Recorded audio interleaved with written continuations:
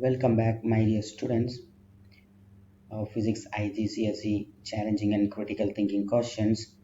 It's a part 2. So let's see our questions. Today's question is question number 7. Here is the lens question. The diagram below shows two rays of light from a point source P. So here is the point source P and two rays of light. And this is a convex lens. It is a converging lens, so the light rays are converged. It is going to meet at a point onto the screen at the point R, okay, which passes through a lens and forms a sharp image on the screen at R. When a thick glass block with parallel sides is placed between the lens and the screen, the image becomes out of focus. So when you place this glass block as shown in this figure, which is 20 meter away from the screen, what happens? The focus will not be found on the screen. It is out of focus now. So how it becomes out of focus? And then what we have to do, get the image back. So there are the four options. Do we have to move the screen towards or away, or move the glass block away from the screen or towards the screen, or move the lens towards the glass block away from the glass block? We can do any change as long as we get the image exactly onto the screen, but we have only four options, right? So what are we going to do?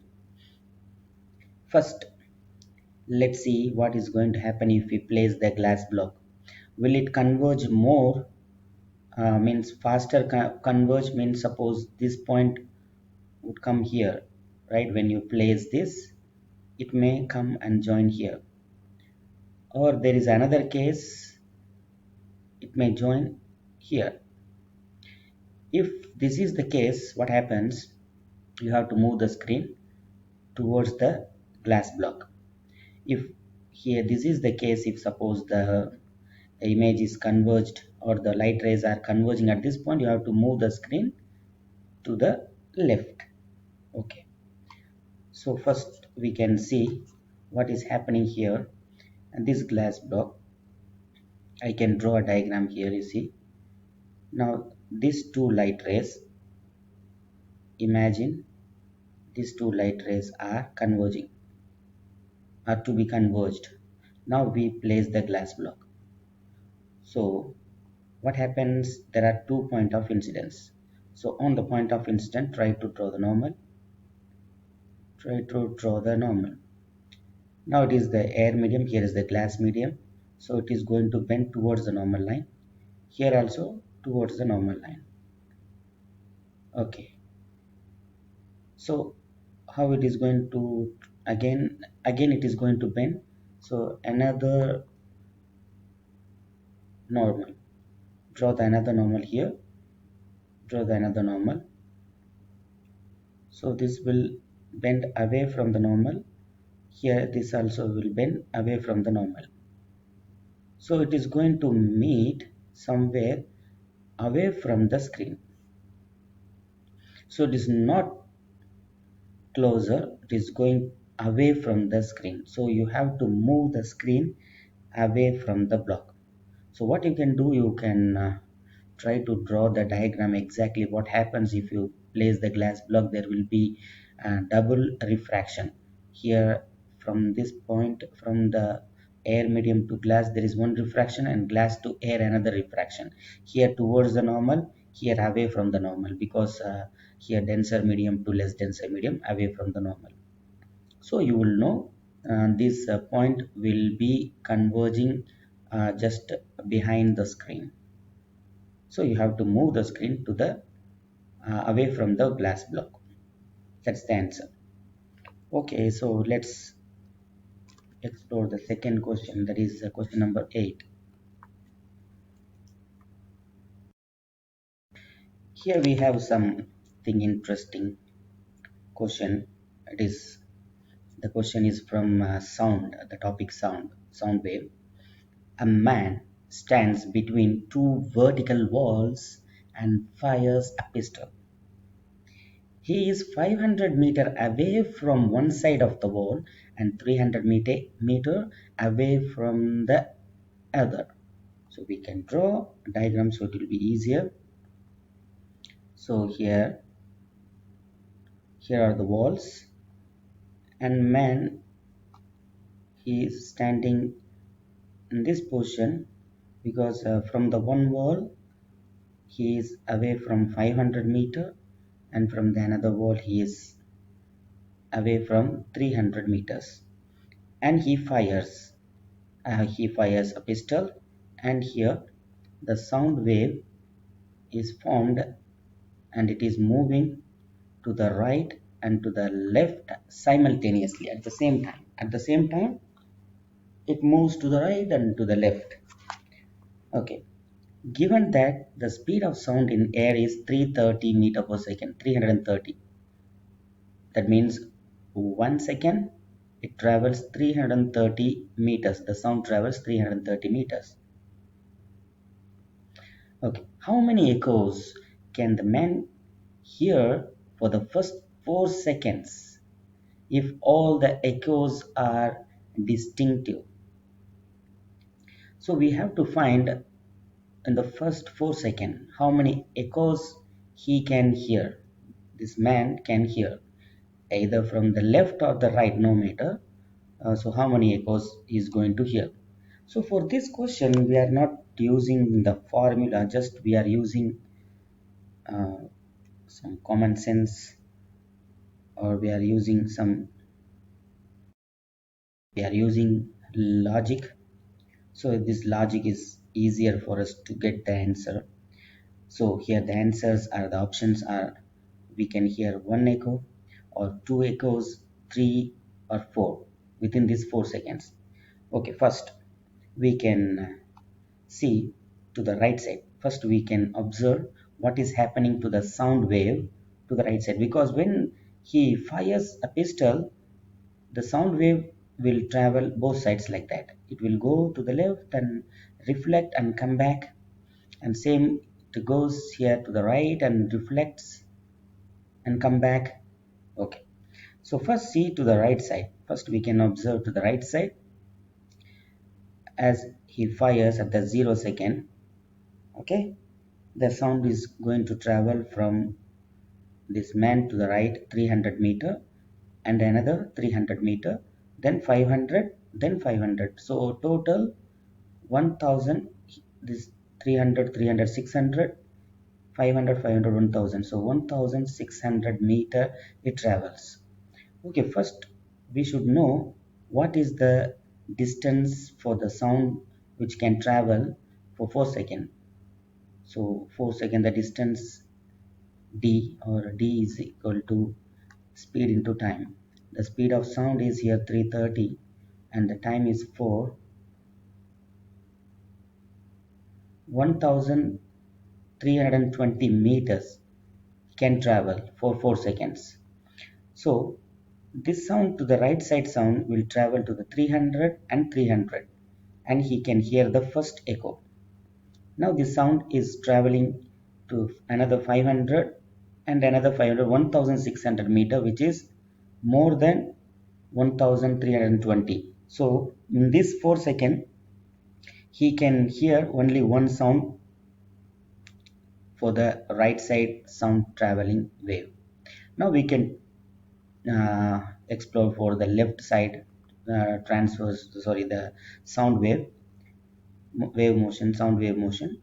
Left side, it goes to the left 500 and come back 500, 1000 meter, which is less than 1330, 320. So he can hear the echo. So that means how many echoes? First echo, and here he will hear the sound second echo. So there are two echoes, and it is going to travel another 300. So 1300, then 1600, which is more than 1320. So he is not going to hear within 4 seconds the another sound. So altogether this man can hear two echoes is going to hear in this 4 seconds. In this 4 seconds, within this 4 seconds he can hear two echoes. So here you can use this formula, distance equal to speed into time. You measure the total distance the sound can travel in 4 seconds, then you can calculate the right side sound and the left side sound, then you will get the answer. So the answer is here B. Okay, so we can discuss the next question, number 9. And this is a static electricity topic. A neutral light conducting ball. As a light means not heavy. A light conducting ball. A neutral, which means, what is neutral? The ball which contains equal number of positive and negative charges. The ball contains equal number of positive and negative charges. So it is neutral, right? Suspended between two conducting charged plates. It is suspended here at this point in between the two charged plates. Touches the positively charged conducting plate as shown. So initially it happened to touch the positive charged plate, the ball, conducting ball. What will be the subsequent motion of the conducting ball between the positively charged conducting plate and the negatively charged conducting plate? What happens as it touches here? Some of the electrons will be transferred to the positively charged, and here it loses electrons, so it becomes positively charged conducting ball. So which means majority of charges are positive here, minority carriers are negative. So what happens now? Positive charges will be repelled, right? So because the like charges repel each other, so it will oscillate and go and then hit the another plate like this. It will hit the plate like this. When it hits, what's here is a positively charged, so electron from here will be transferred and will be neutralizing the positive charge, and there will be more negative charges will be stored, will be transferred, not stored, will be transferred. So it is going to become a negatively charged ball now. So negative, so same charges, like charges repel.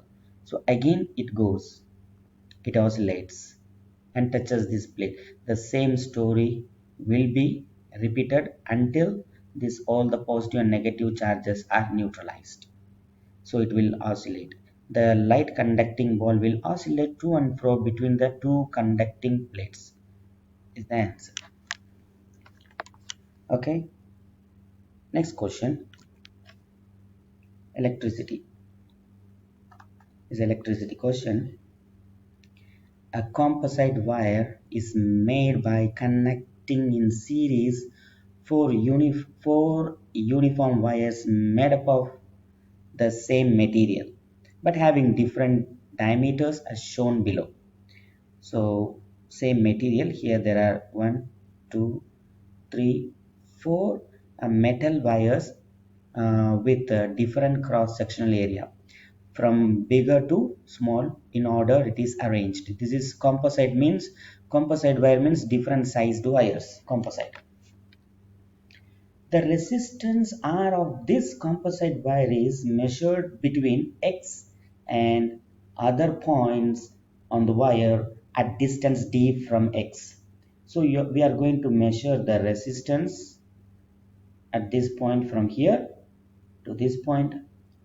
Another time we measure this point, again we measure this point, again we measure this point. So what is happening to the resistance, if it is increase or decrease or remaining constant? Okay, which graph best represents the relationship between the resistance and the distance? As the distance increases, resistance increases. What is the reason? The affecting factors of resistance are mainly two, that is length of the wire and the area of cross section of the wire. So length increases, resistance also increases. Area of cross sectional decreases, resistance increases because it is inversely proportional. Area of cross section is inversely proportional to the resistance. So now you see here, as the distance now, as the distance increases, you can see the length of the wire increases, which means the resistance will increase. At the same time, length increases. If we go to the next part, the area of cross sectional decreases. So resistance will increase. So both cases are here affecting the resistance. One is the length of the wire, another the area of cross section of the wire. The bigger wire, smaller, another smaller, smallest. So area of cross section decreases, resistance increases. So here this is the option, because every time the resistance increases. Here is the resistance, here is the distance, but here resistance decreases, so it is wrong. And here it is not exactly correct, this kind of graph. So here is the option.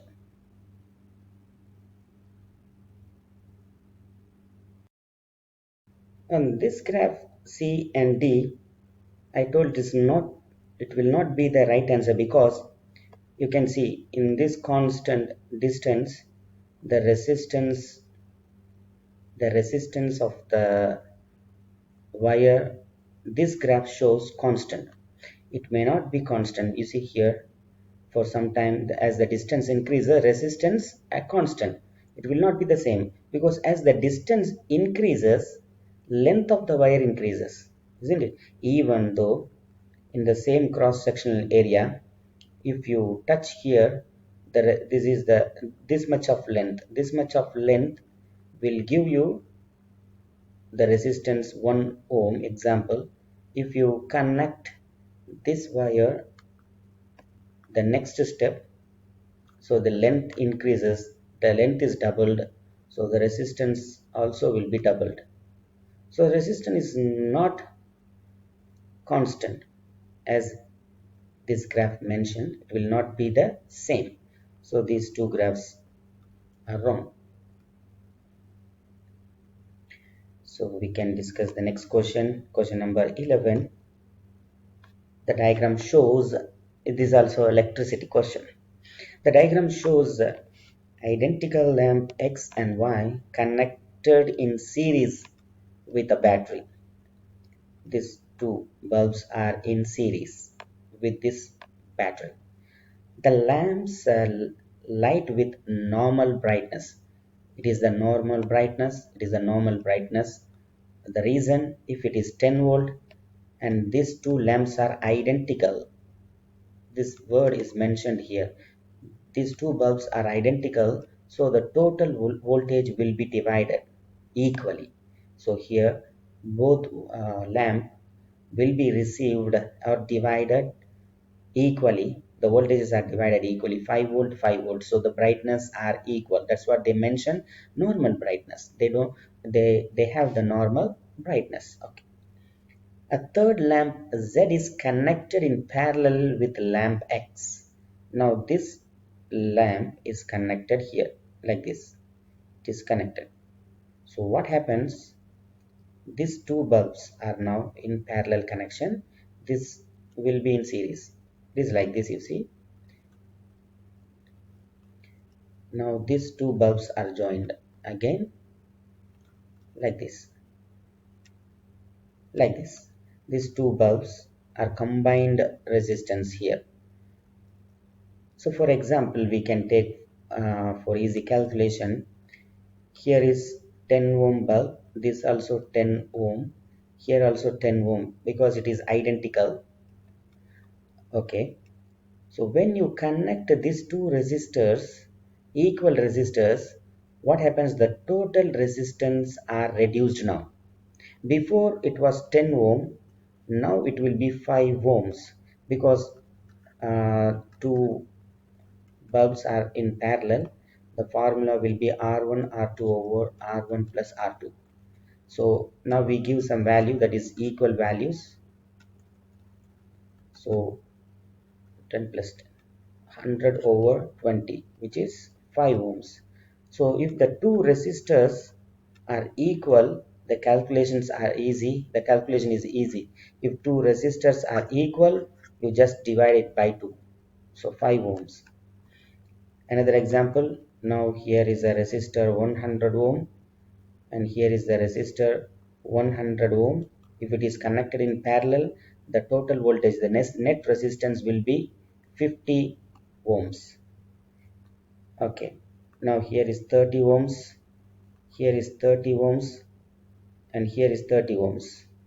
Three resistors are connected in parallel. Now no need to use the calculation. If you are in busy or hurry up to get the answer easily, just you divide it by 2. So it is applicable only for the resistors are identical resistors. Only for identical resistor, the answer is 10 ohm divided by 3. If the magnitude of resistors are equal, then only you can use this method, otherwise it won't help you. Okay, now what happened now, as this the bulbs are connected in parallel, the combined resistance will reduce. So here is 10 ohm according to our value, here is 5 ohm. So what is going to happen now, this 10 volt will be divided by these two bulbs. So the less resistance will take smaller volt, the bigger resistance will take the bigger voltage. So this brightness compared to the higher resistance, the higher voltage, this bulb will not be brighter enough. It is dimmer than the normal. It is dimmer than the normal. It won't be brighter because the voltage is less. Okay. So we can discuss the next question. Question number 12. A circuit is set up with identical resistors as shown below. What is the voltmeter reading? The concept, previously we discussed same concept. This and this are exactly the same. Now we are going to find the the voltmeter reading voltage across this resistor. So here we can give, these are identical resistor, so you can give some values, 10 ohms, 10 ohms, 10 ohms. So these two are parallel, so it is going to be like this. How much? 5 ohms.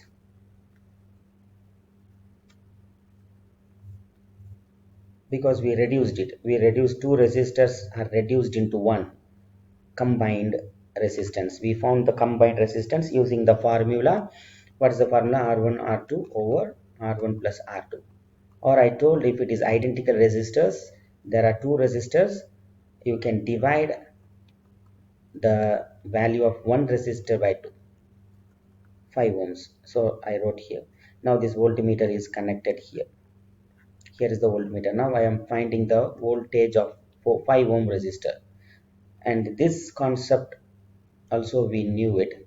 Now these two resistors are in series, so the voltage will be divided by these two resistors. So how are we going to find which will get more voltage? The 10 ohm resistor will take more voltage from 12 volt, remaining will be given to 5 ohms. So we can use the formula or the cross multiplication method. What is the cross multiplication method? First you add the two resistors. Here 10 plus 5, the total resistance is 15 ohms, and this 15 ohms will take the total voltage of 12 volt. Now I want to find the voltage received or divided by 5 ohm resistor, because here is the voltmeter, so I want to find the voltage. And what is the voltage? I don't know, I have to find out. So cross multiply, 15x is equal to 5 times 12. So x is equal to 15 multiplied by 12 over 15. So you can cancel this 3 times, you can cancel this 4 times. So x is equal to 4 volt. So now the answer is here 4 volt. So remaining how much voltages are remaining voltages are 12 minus 4. The remaining voltage is 8 volt, which is given to 10 ohm. If you connect the voltmeter across this voltmeter, if you connect the voltmeter across this 10 ohm, you will find 8 volt. Okay, next question. Question number 13. The unit cost of electrical energy in Singapore was 0.16 dollars cents dollars for 11 years ago.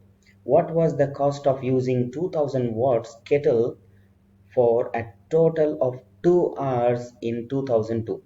Okay, this is the unit cost problem. That means we have to how much money we have to pay for the electricity board. We have a formula, that is electrical energy we consume E is equal to power multiplied by the time. What is the power that we are using? We are using the electrical kettle which has 2000 watts. So 2000 watts multiplied by what is the usage time that we are using it for 2 hours. So if you want to find the unit, always you have to convert the power into kilowatts, time into hours. So here already it is given in hour.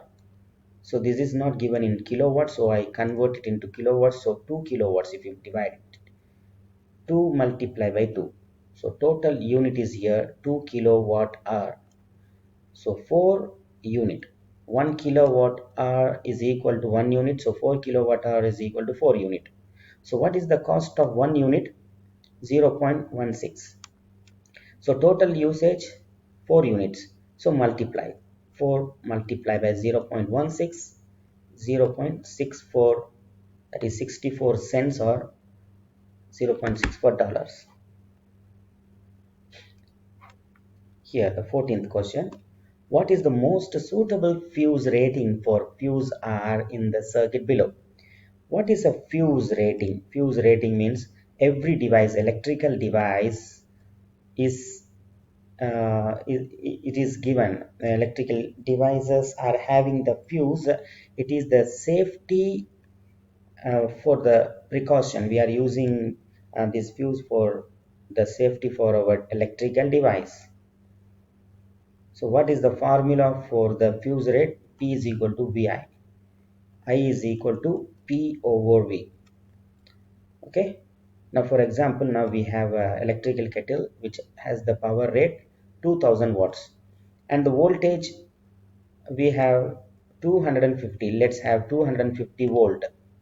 So what is the current, the minimum current required by the device? You can cancel this, it will get 8 amperes. That is the minimum current required for the device, for the electrical kettle. Example, I give the example here. So the fuse rate will be more than 8 ampere, which means 10 ampere, 13 ampere you can give, not 30 ampere, not very big fuse rate. Fuse rate should be closer to the minimum value needed. The current, minimum value of the current needed current is 8 ampere. So you can give fuse rate 10 ampere, 12 ampere, 13 ampere. 10 and 13 is the common values in our past papers we can see. So here we don't have the power. So what we can see for the fuse rate, this is the fuse rate.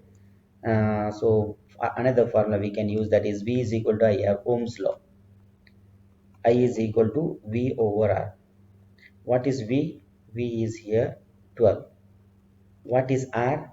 R, this combined resistance we have to take. So 3 ohm, 3 ohm. I told you same volt, same ohms, same resistance. So divide it by 2. 1.5 ohm, that is the combined resistance. If you use the formula, you are going to get the same answer. If you divide, you will get 6 ampere.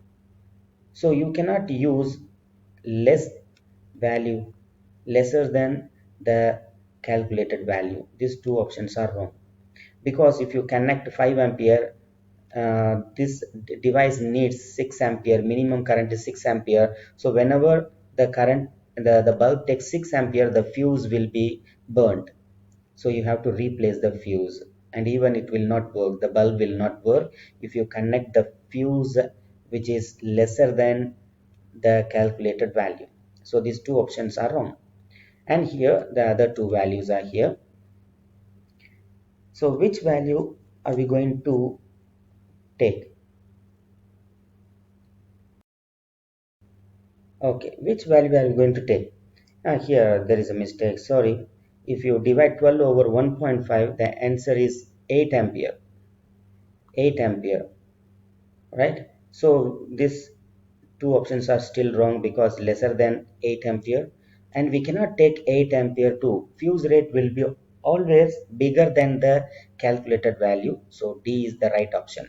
What if you connect the 8 ampere fuse here? What happens if there is a small fluctuation of current, even 8.1 ampere, 8.2 ampere, the fuse will blow. So you have to frequently change the fuse. So this, the bulb will not, the bulb in the inside the, what we say, the tungsten wire will not melt, or will not, the bulb will not blow for a small fluctuation of current. Okay, so we have to connect always the bigger fuse, bigger value of fuse have to be connected, bigger than the calculated value, but not too big. For example, if it is given 30 amperes, we cannot use it. Somewhat closer to the calculated value.